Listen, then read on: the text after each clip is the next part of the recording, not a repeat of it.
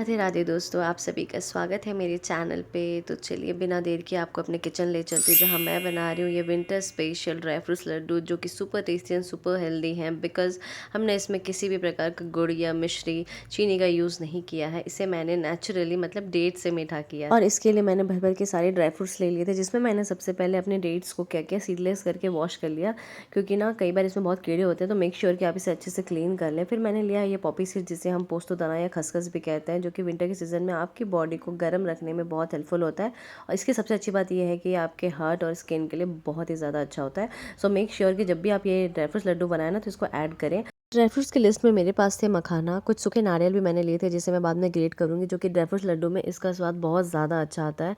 और उसके बाद था मेरे पास सनफ्लावर सीड्स, किशमिश, पिस्ता, वॉलनट, कैश्यू, पम्पकिन सीड्स थे, आलमंड्स थे।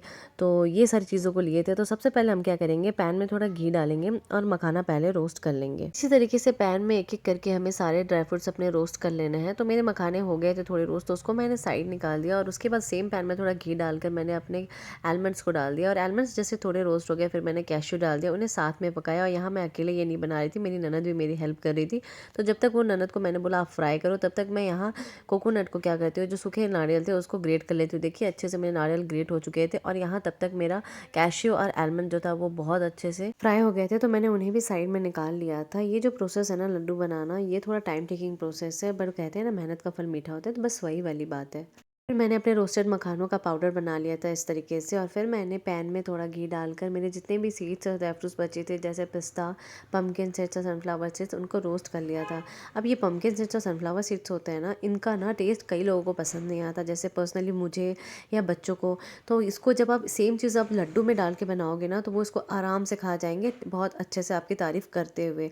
सो इन सबको भी हम हल्का हल्का रोस्ट कर लेंगे। और ये जो पम्पकिन सीड्स होते हैं ना, सनफ्लावर, ये आपके बालों और स्किन के लिए भी बहुत अच्छे होते हैं।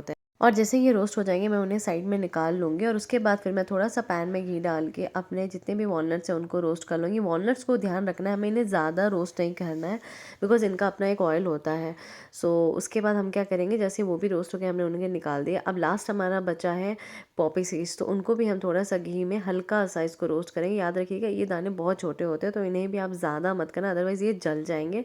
तो एकदम धीमे आँच में आपको इनको भी रोस्ट करना है। और सेम चीज़ में मैं क्या करूँगी, अपने ग्रेट किए हुए जो कोकोनट है ना, नारियल, जो सूखे हुए नारियल थे, उनको भी डाल दूँगी और रोस्ट कर दूँगी।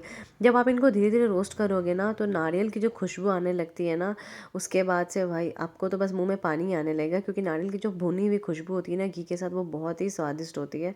तो आपको वो बहुत अच्छा लगेगा। फिर क्या करना है, जैसे ये भी फ्राई हो जाएंगे, इनको साइड में निकाल के तब तक हम क्या करेंगे, जितने भी सारे हमारे ड्राई फ्रूट्स हमने रोस्ट किए थे, उनका इस तरीके से पाउडर बना लेंगे। आप चाहे तो उनको रोस्ट करने के बाद चाकू से काट भी सकते हो, या ड्राई फ्रूट्स कटर्स होते हैं उसमें काट के बना सकते हो।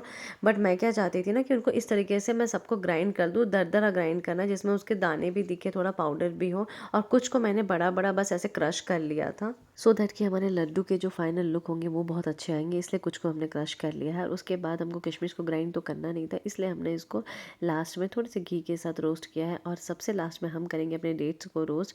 और बहुत लोगों ने शिकायत होती है कि जब भी वो अपने डेट्स को रोस्ट करने के बाद ग्राइंड करते हैं, तो उनके मिक्सी जार ख़राब हो जाते हैं। तो उन केस में क्या करना है, आपको ना अपने डेट्स को बहुत छोटे छोटे कट करना है, फिर उन्हें रोस्ट करके ग्राइंड करना है।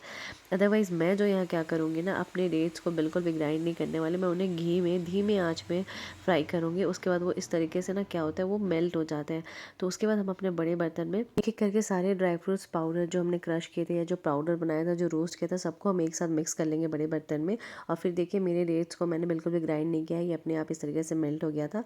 और फिर हम दोनों हाथों की मदद से इन सबको सारे पाउडर के साथ एक साथ डेट्स को मिला देंगे। और फिर उन्हें हम इस तरीके से लड्डू का शेप देंगे। और फिर बनकर तैयार है हमारा super tasty and healthy dry fruits के लड्डू। जितने ये देखने में टेस्टी थे, उतने ही ये खाने में भी। तो आप भी अपने घर में बनाइए और खाइए और हेल्दी रहिए। और मेरे चैनल को सब्सक्राइब कीजिए, वीडियोस को लाइक कमेंट शेयर कीजिए। Thank you for watching, bye bye.